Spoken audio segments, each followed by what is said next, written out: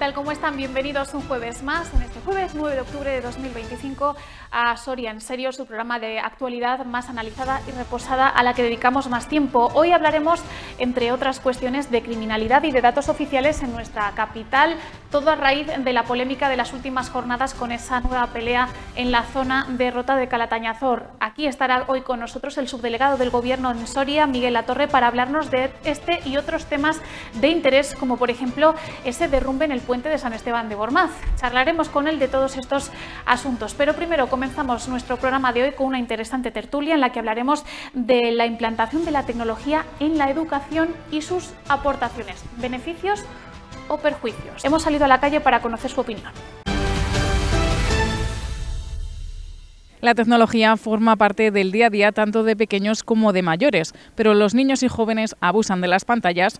Hemos salido a la calle para saber qué es lo que opinan los sorianos al respecto. Un niño no puede tener, por mucho que digan los padres de que para si van solos a algún sitio y tal, no puede tener a los 7 o los 8 años un móvil, porque eso le lleva a unos derroteros muy peligrosos.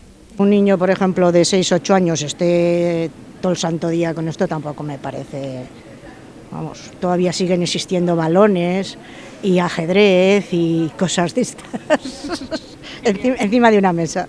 Para los pequeños, para mí creo que son perjudiciales, porque sí, hay una parte que es buena, ¿no? Todo lo que sea, pues ayuda a la formación académica y demás, me parece bien, pero claro, es que al amparo de eso, el niño, y a lo mejor influenciado por otros niños mayores, pues se deriva a situaciones que las conocemos todos y esas sí que son peligrosas. Sobre todo hasta los 2 años no son recomendables para nada las pantallas porque se vuelven adictos y no socializan, no tienen esa relación con los niños y con los adultos, ¿no? Las dos cosas, usan y abusan. El uso es porque lógicamente pertenecen a esta década, pero abusan en exceso.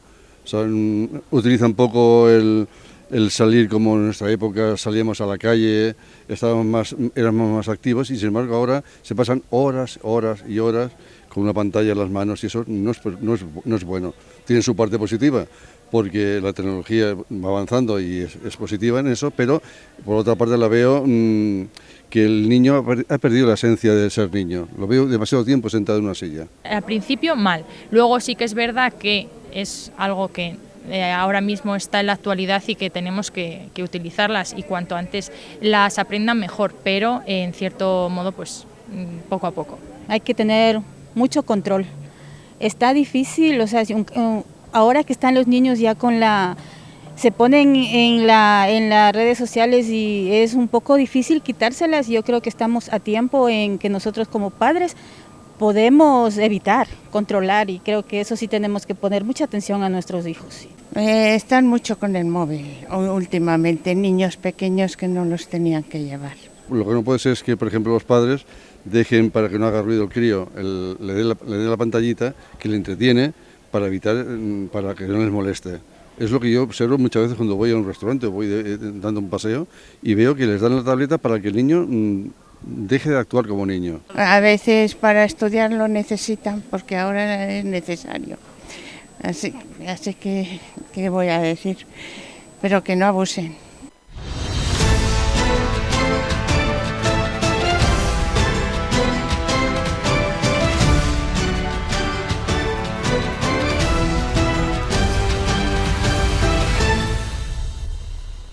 Abrimos nuestro espacio de tertulia aquí en Soria en Serio en esta jornada en la que vamos a tratar un tema que nos ocupa y nos preocupa mucho como padres, como miembros de esta sociedad, como estudiantes que hemos sido y que en algunos casos somos, y es la implementación de la tecnología en las aulas, tanto en las de los más pequeñitos como en la de los más mayores, desde las enseñanzas universitarias hasta bachillerato, educación secundaria, primaria, infantil, en todas las etapas de la vida. Es un tema que genera mucho debate, en ocasiones polémica, y que queremos abordar desde una perspectiva perspectiva abierta para entender cómo se está realizando en nuestras aulas. Y para ello contamos con dos invitados que nos van a sacar de dudas y además tenemos el honor de contar esta noche con ellos.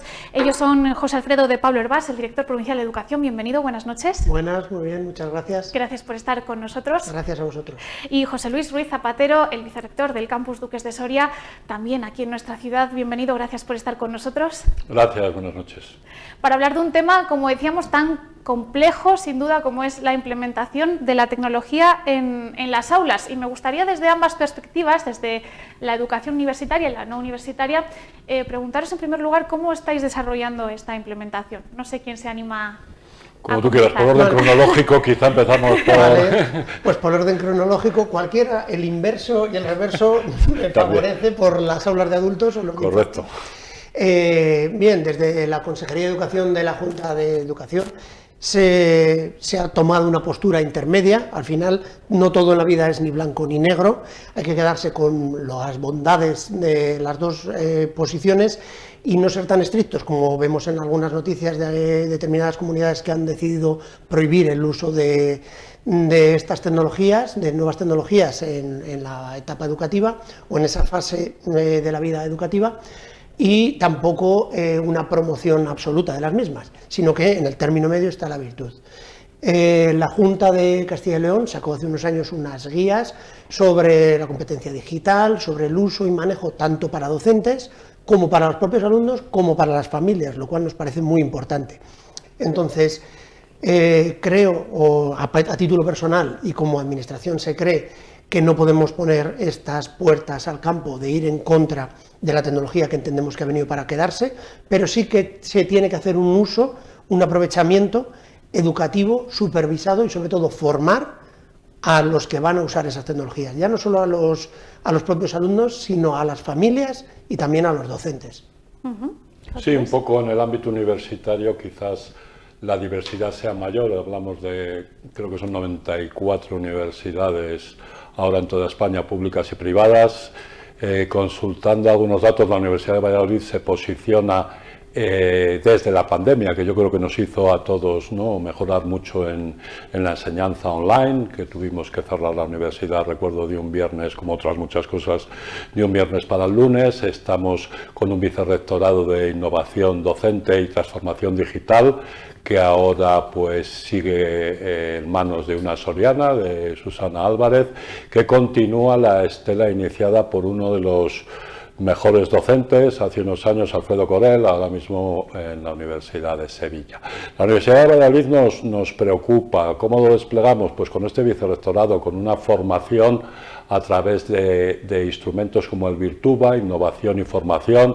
Por dar algún dato, anteayer presentábamos la memoria del curso 24-25 y de los 4.000 profesores y PTGAs, personal técnico de Administración y Servicios de la Universidad en sus 4 campus, Valladolid, Palencia, Segovia y Soria, pues más de 1.500 han recibido algún tipo de curso de formación en competencias digitales. Y nuestra idea es un poco la misma. La tecnología, la inteligencia artificial, que luego hablaremos de ella, han venido para quedarse, pero hay que hacer un uso razonable de la misma y hay que hacerlo pues con sentido común y sin olvidarnos, yo creo que es muy importante, de la formación humanística y en valores que también desde las universidades y en general en todo el sector educativo pues nos compete a todos, a los profesores, a los alumnos y a toda la gente que trabaja en este sector tan importante.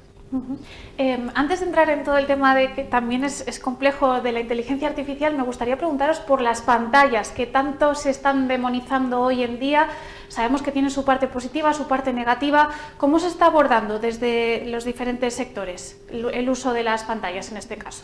Sí, pues desde el uso en la educación formal, como podríamos decir, o obligatoria, que es lo que comprende hasta los 16 años, el uso se limita a lo estrictamente educativo y siempre ese uso tiene que tener un refrendo dentro de una programación didáctica que está aprobada en la programación general anual de cada centro educativo y que no es un uso, podríamos decir, ad libitum, sino que responde a una necesidad. y responde a esa necesidad y se utiliza como recurso formativo pues para explorar, pues no sé, desde un documental o hoy día con la globalización podemos ver lo que está pasando en la otra punta del mundo en tiempo real. Entonces, ese uso, ese recurso tiene un tiempo limitado. No hay un abuso, para eso, como me he referido anteriormente, hay una guía para el docente, para el manejo de estas herramientas TIC, y en ella se promueve y se aconseja ese uso, como he dicho, limitado. Muchas veces sí que pensamos que en nuestros jóvenes usan en exceso o están expuestos en exceso a estas pantallas, pero hay que recordar que al final de las 24 horas del día no están más de 6 periodos lectivos o 7 los que igual están en un programa bilingüe, pero quitando esos 7 periodos entendemos que muchas veces donde más se usa o se sufre, si me permite la expresión, de esa exposición a las pantallas es en el hogar de cada uno de los alumnos. Sí, yo creo que sí, repasando un poco en la Universidad de Valladolid, casi ya somos una universidad que ha sido, bueno, pues premiada como la administración más transparente de España, ¿no? En su ámbito. Casi nada se puede hacer ya sin las pantallas que dices. Los alumnos tienen que utilizar la sede electrónica para dirigirse a cualquier colectivo. Todos los procesos, ya sea de profesionales, del PDI, PTGAS o alumnos, están normalizados, y en el ámbito académico, pues la plataforma Moodle impera ya para todos, se cuelga todo allí, se entran vídeos, material, los apuntes y la reprografía, que los que vamos siendo más mayores transitábamos por ellas en el pasado, pues prácticamente tienen un carácter ya distinto. Yo creo que lo importante es no pensar que tenemos las pantallas, que la información está ahí, sino pensar cómo hacemos con la información y cómo desarrollamos en nuestros alumnos en todas las edades una asimilación formal y buena de esa información, que también podríamos hablar de la calidad de la información, y luego de cómo procesarla e interpretarla con un sentido crítico. Ahí yo creo que van y por donde pueden ir los nuevos paradigmas docentes de formación, porque desde luego antes utilizábamos más los libros y las bibliotecas, ahora con un golpe de pantalla tenemos una información. El problema es qué hacemos con esa información y si es verdad. Es decir, no ir tanto al continente, sino al contenido. Yo creo que sí, es uno de los retos que tenemos, porque el modelo actual de aprendizaje en lección magistral, pues entendemos que puede estar superado en muchos casos. Nosotros estamos ofertando másteres, más de 60 en la Universidad de Valladolid, 3 de ellos en el campus de Soria, y prácticamente los tenemos ya, uno semipresencial y 2 online. La formación hay que adaptarla a los tiempos que corren, a las necesidades de las personas, y lo que hay que hacer es integrar todo eso en plataformas tecnológicas adecuadas y luego darle un sentido de unicidad y de crítico para trabajar habilidades que no son las del aprendizaje, digamos, más tradicional. Nos cuesta adaptarnos a este nuevo sistema de aprendizaje, no quiero decir sistema educativo, sino sistema de aprendizaje, porque vemos que hay como determinados sectores que mantienen ese negacionismo tecnológico de esto no, esto para mí no es, pero el día de mañana quizá ya lo veamos como algo normal, ¿no? Al final, dentro de 10, 15, 20 años, quizá esto ya no lo recordemos, estas discusiones. Sí, como bien ha dicho el vicerrector, yo pienso también que la pandemia supuso un antes y un después para todos, pues de viernes a lunes, darnos de bruces con otra realidad distinta, tenernos que enfrentar a otra realidad que no sabíamos lo que era, y adquirir unas competencias digitales que hasta entonces pues no estábamos igual todo lo formados o todo lo concienciados, incluso en el ámbito docente, de haberlas adquirido. Hay que poner también de relieve que Castilla y León fue la única comunidad que después al año siguiente retomó la presencialidad en clase, pero durante esos meses de pandemia pues nos vimos abocados a actualizarnos todos y a formarnos todo lo mejor que podíamos digitalmente. Paralelamente a esto, la Consejería de Educación ha hecho un esfuerzo ímprobo por acreditar la competencia, al igual que se hace con los niveles lingüísticos, A1, A2, B1, B2, C1, C2, de la competencia digital de todo el personal docente. Entonces, dependiendo de los cursos y las formaciones que se van haciendo, esa formación continua del profesorado, de la cual Castilla y León también es una comunidad líder, pues se acredita esa formación y se adquiere una competencia en formación digital del docente. ¿Para qué? Pues para futuro poder optar y que eso sea también un recurso a mayores para poder tener puntos para concursos de traslados, para poder cubrir determinadas vacantes o este tipo de formación que entendemos que va a ser muy requerida en el futuro.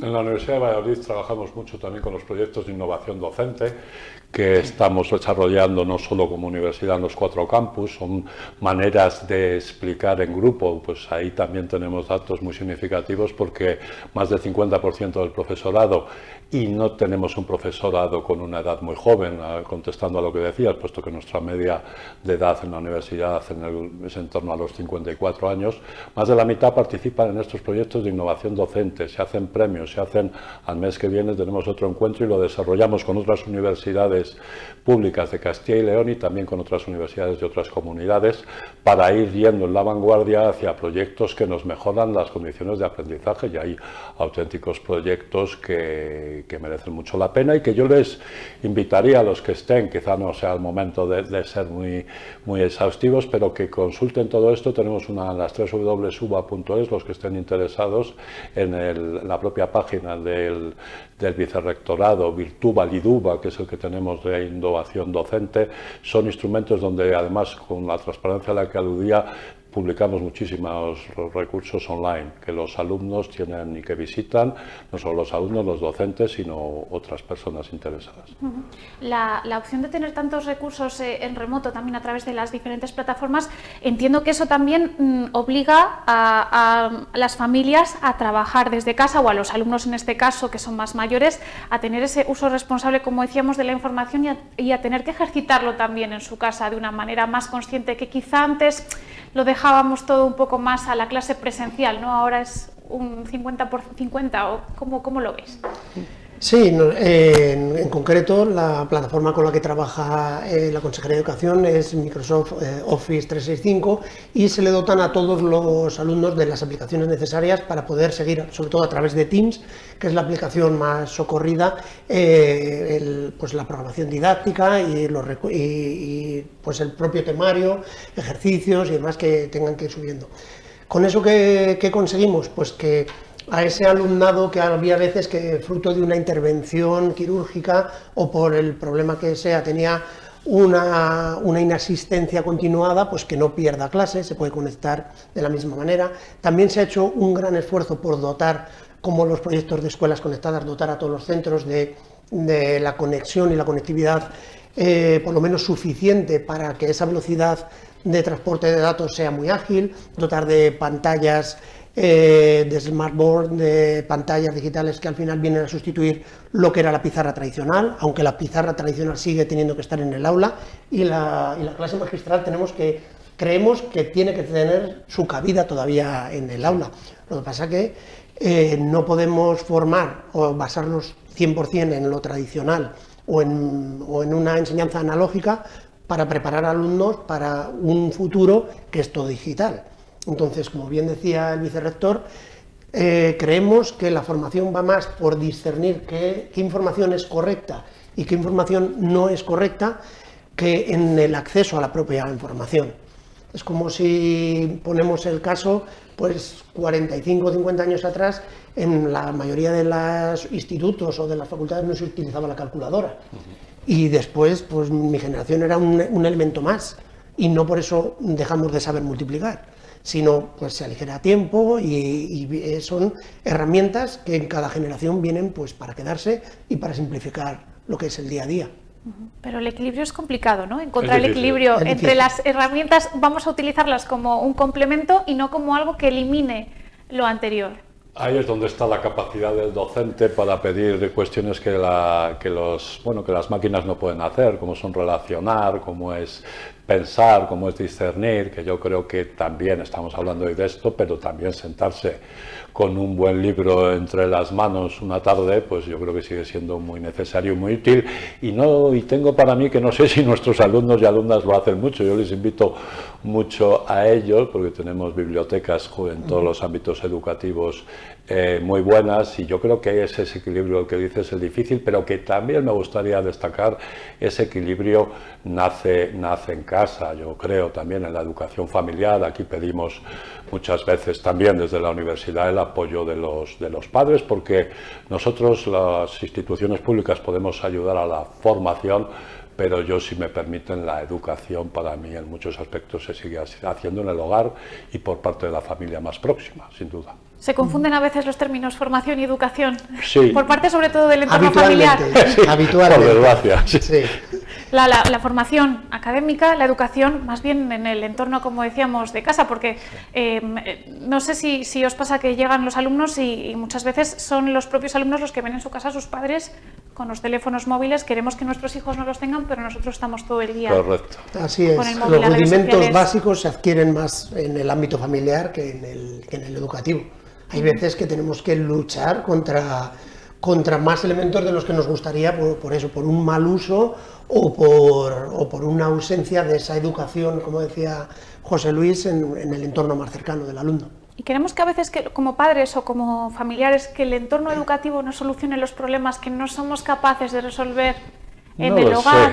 Sé. A lo mejor, yo de todas maneras, mi mensaje es siempre optimista. Yo creo que las generaciones nuevas siempre son mejores que las anteriores, lo digo de verdad. Confiamos en la juventud, en la universidad, les escuchamos mucho, nos proponen cosas interesantes, y muchas veces, incluso yo se lo comento a algunos delegados o subdelegados con los que me suelo reunir, deberían ser incluso un poco más críticos a veces, ¿no? En ese sentido, yo creo que son una juventud buena, bien formada, la mejor formada, y sobre todo son el futuro de nuestro país, y como tal hay que tratarles sin ninguna duda. Es fácil siempre echarles la culpa a ellos, a veces la culpa es nuestra.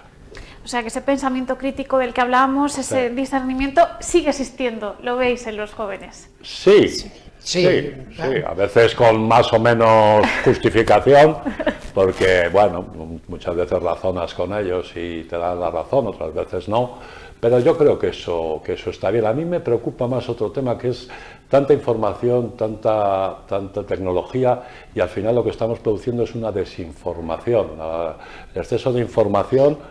Nosotros tenemos ya problemas, nos comunicamos con ellos por muchas plataformas, métodos, correos masivos, tal, y estamos observando que a veces lo leen menos, porque tienes que seleccionar mucho qué informas, cuándo lo informas y cómo lo informas. No mandes un correo mañana, viernes, para alguna cosa del lunes, porque es difícil. Quedaría un poco como ruido, ¿no? Al final, en lugar de ser información, es un ruido. Al final también se tiene que respetar esa conocida como desconexión digital, pues para gestionar esa información que nos llega digitalmente a unas determinadas horas, y no por dejar de tener esa presencialidad, inmiscuirnos en lo que es otro horario fuera de lo que es el horario lectivo o en un horario normal de conciliación familiar. Precisamente has comentado la desconexión digital. Yo creo que es algo que ahora que está comenzando el curso, muchos padres vamos a las reuniones, incluso en la universidad, y se habla desde el profesorado de que también el profesorado tiene derecho a esa desconexión digital.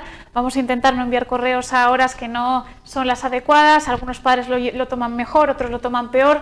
Entiendo que todo esto para los profesores, para los equipos docentes, tiene que ser un reto y una obligación de estar formándose constantemente, en todos los sentidos. Sí, como digo, en Castilla y León, la Consejería de Educación, sus docentes son los que más y mejor se forman, así lo demuestran las últimas encuestas de satisfacción y los índices de formación por profesorado, pero como te refieres también, sí que en muchos casos unas buenas normas o dejar las directrices claras al principio de curso, pues al final lo que nos ayuda es a llevar esa vida académica o escolar que sea de todos, no sea solo por parte del alumno y las familias, sino también por parte del docente. Hay veces que se informa a docentes, se le pone un correo mientras está en una clase de algo que va a suceder 10 minutos después, es imposible. Y algunas veces nos encontramos a familias que nos dicen, no, ya he informado al profesor o al tutor, pero es que estaba dando una clase y no tenía por qué estar con un dispositivo para poder recibir esa información. Entonces nosotros sí que aconsejamos en las reuniones con las familias a principio de año, pues unos horarios en los que establecer al final ese canal de información. Nosotros también, al hilo de esto y un poco para los demás televidentes, no solo en el rango universitario, me gustaría destacar, en relación con esto, estamos implementando, y el campus de Soria fue pionero, las microcredenciales, que es una formación a demanda en rangos distintos que los universitarios para colectivos que nos lo demandan y que en Soria se han hecho las primeras de la Universidad de Valladolid. Es un proyecto ambicioso, vamos a seguir haciéndolas. Se trata de formar, y lo digo en televisión para que el público en general lo valore, de formar a gente que está trabajando con, digamos, con el rigor universitario y científico necesarios, pero en un formato de nuevo más apoyado en las nuevas tecnologías y más accesible para aquellos que están trabajando o que necesitan cursos de formación pues de 60 horas sobre un tema y no quieren estar un máster de 1 o 2 años reglado, ¿no? Esto yo creo que también es un futuro de formación, porque lo que sí está claro es que vamos a estar formándonos durante toda nuestra vida, eso va a ser inevitable y yo diría que afortunadamente. Un tema que me parece importante, que lo hemos mencionado antes de pasada, en el que vamos a sumergirnos ahora un poco, también relacionado con la formación, la inteligencia artificial, que es un concepto todavía quizá un poco abstracto, demasiado grande. ¿Estamos realmente preparados para todo lo que trae consigo en el mundo de la educación? Pues al final no nos queda otra que estar preparados, porque la realidad nos absorbe cada día, va mucho más rápido la tecnología que igual la legislación, pero tenemos que ser avezados en ese sentido y estar a la última de lo que la sociedad requiere, o en este caso la tecnología. La inteligencia artificial pues es una herramienta que bien usada es estupenda para favorecer la etapa educativa o para apoyar esa etapa educativa, para favorecer ese impulso en nuestro alumnado, tanto a los más jóvenes como a los más mayores, pero volvemos a lo mismo, sabiéndola utilizar, sabiendo qué queremos y luego no haciendo un uso, una sobreexposición a ese recurso. Hoy mismo en el IES Castilla, que ha habido el primer encuentro de bachilleratos internacionales de Castilla y León, que se han juntado aquí en los centros, que en Soria tenemos la suerte de tener desde hace pues, prácticamente 25 años el bachillerato internacional de Castilla. La ponencia del gerente a nivel mundial era sobre la IA, y me ha gustado mucho una frase que la voy a copiar, que dice que en la inteligencia artificial o en la nube está la información, pero no el conocimiento. Y eso es lo que tenemos que transmitir a nuestros alumnos, que es un recurso más que ha venido para ahorrar al final tiempo, pero tenemos que tener las herramientas suficientes para saber que lo que estamos buscando, si es una información veraz, si no es verdad, si es exceso de información, como decía José Luis, es desinformación, y que lo que no puede venir es a hacer plagios en monografías o en diversos estudios, porque tan plagio es usar la inteligencia artificial para hacer una monografía o un trabajo que nos mandaban escribir, como en mis tiempos, cuando yo recuerdo que mis padres compraron la Espasa, iba y lo copiaba también, no dejaba de ser un plagio, lo mismo, porque hacía lo mismo con método analógico o método digital. Entonces hay que formar a nuestros estudiantes para que digan, vale, ahí tienes la información, hazla tuya, embébete de toda esa información y haz tu propio discurso y tu propia respuesta a lo que se te está pidiendo.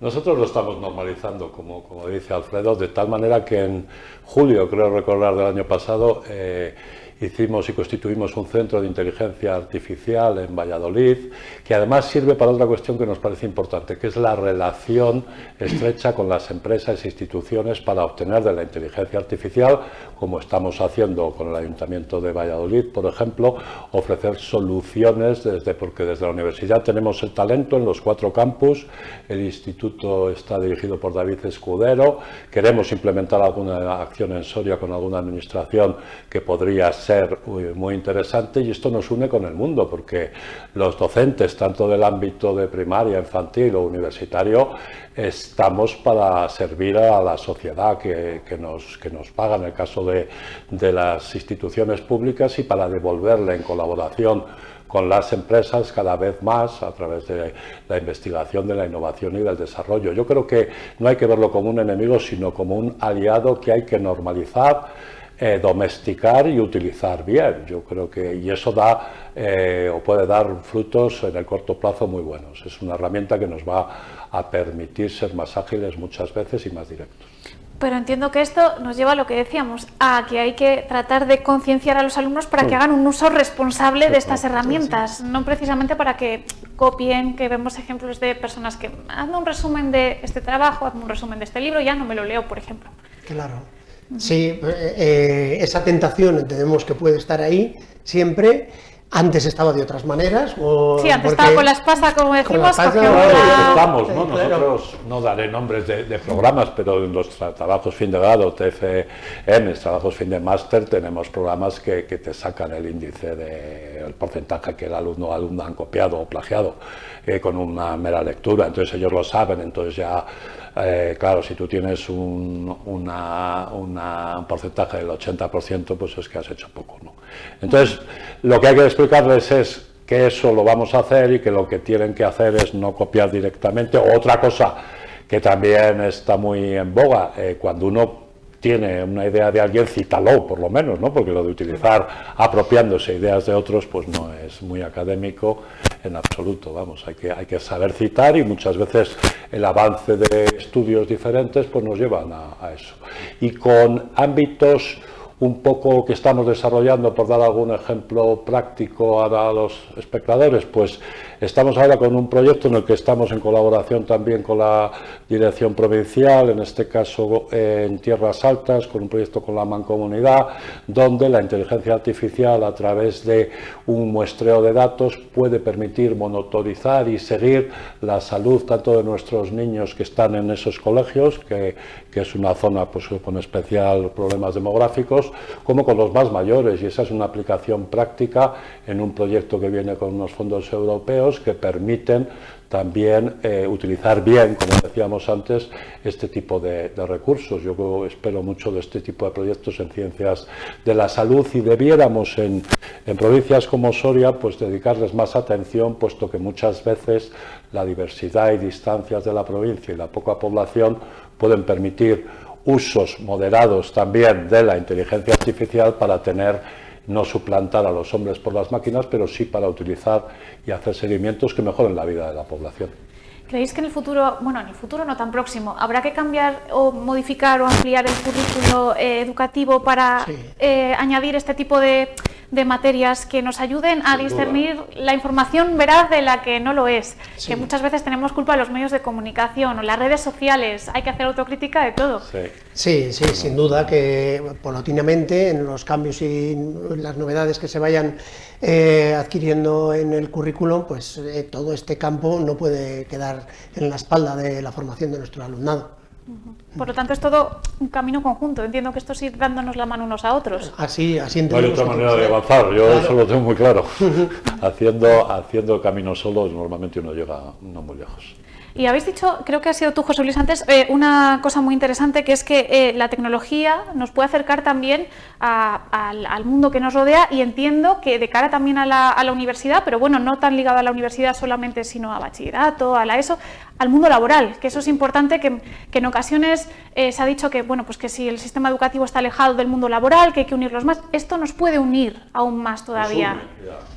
Datos, Campus de Soria, tenemos ya en el nuevo edificio I+D+I a 4 empresas tecnológicas, no respetamos todas las soluciones empresariales, pero buscamos ese tipo de empresas, con más de 30 personas, algunos de ellos egresados y egresadas de distintos centros del campus de Soria, trabajando con empresas, algunas startups que surgieron de la universidad y que obtienen presencia a nivel nacional. Claro que nos une, es bueno crear esos ecosistemas entre la formación, la sociedad y las empresas, es vital, y en ello estamos, claro.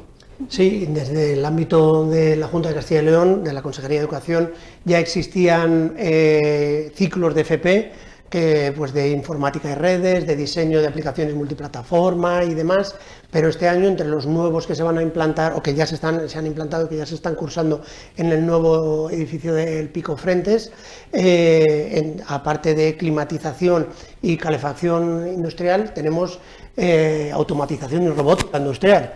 Pues nada más ligado a todo esto que estábamos comentando que esos nuevos estudios. ¿Creéis que la inteligencia artificial y las nuevas tecnologías también aplicadas en este sentido a la educación pueden fomentar el emprendimiento en nuestros jóvenes? Que es algo que vemos que achacamos muchas veces la falta de empresas, de creación de empresas que se nos van perdiendo, se nos van muriendo. ¿Creéis que todo esto aplicado a las aulas puede fomentar a través de la formación profesional de la universidad que los chavales quieran dejar de trabajar para terceros y ponerse ellos mismos como autónomos, como emprendedores? Desde luego, con programas como los del Proyecto Emprende y demás que existen en las aulas, lo que hoy en día vemos que con un ordenador en el salón de tu casa te puedes tener una empresa y dar cualquier servicio a través de la red a cualquier persona. Ya no hace falta tener esa oficina física o ese local al cual tenían que acudir el cliente, sino que ahora mismo, pues con cualquier tipo de estas herramientas, entendemos que el futuro va por ahí.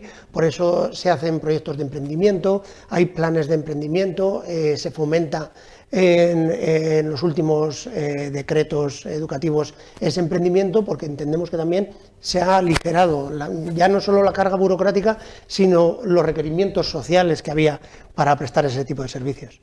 A través de la Fundación Universidad, que ha integrado recientemente a la antigua Funge y al Parque Científico en la Universidad de Valladolid, pues tenemos a cerca de 200 personas, algunas de ellas en Soria, trabajando en procesos de emprendimiento para ayudar a nuestros alumnos y alumnas a insertarse en el mercado laboral de una forma autónoma.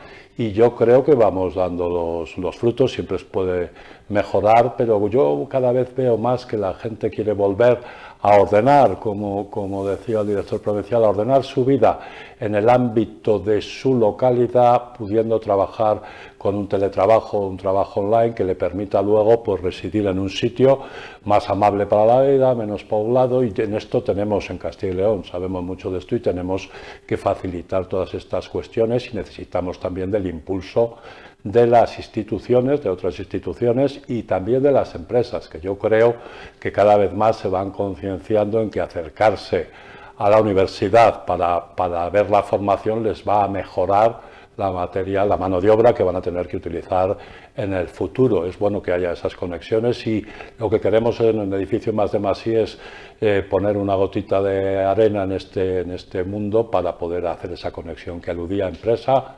universidad, ciudadanía, ¿no? Sociedad. ¿Notáis ese cambio de tendencia de lo que comentabas, de que la gente se quiere quedar más en su lugar, formarse para teletrabajar? Sí. ¿Desde cuándo? ¿Desde la pandemia quizá? ¿Desde antes? Puede haber sido el punto de inflexión más claro, la pandemia, pero nosotros en el ámbito de nuestra formación ya se venía viendo en los últimos años, y principalmente aproximadamente a partir de la crisis del 2008, esos años 2008-2010, y debido a un gran esfuerzo también por la Consejería de Educación en implantar nuevos y atractivos programas de formación profesional, porque hemos visto que adecuando la formación profesional a los requerimientos empresariales y sociales de cada territorio, la formación profesional fija población. Entonces, acceder a un empleo de calidad, el estar perfectamente formado, a la vanguardia, tanto en tecnología como en cualquier otro tipo de recurso educativo del cual se provee a los alumnos. Acabo de decir que el Pico Frentes pues puede ser un centro de referencia que va a ser a nivel nacional e internacional con la dotación que tiene. Tenemos las obras también del Centro Integrado de Formación Profesional que ya han comenzado, la Merced.